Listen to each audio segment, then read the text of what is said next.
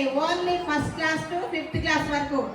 Nursery, LKG, UKG వాళ్ళకి graduation programme అని చెప్పి ఏప్రిల్లో పెడతాం.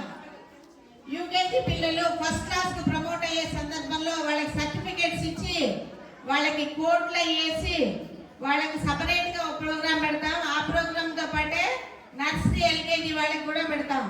అందుకని వాళ్ళని కూడా పిలవలేదు. ఓన్లీ ఈ క్యాంపస్ వాళ్ళు కూడా లేరు ఇక్కడ. 1 to 5th వాళ్ళకి 2 months బ్యాక్ ఈ క్యాంపస్ లో ఇలాగే పెట్టాం. వాళ్ళు కూడా చాలా మంది పేరెంట్స్ వచ్చారు, చాలా సక్సెస్ఫుల్ గా జరిగింది.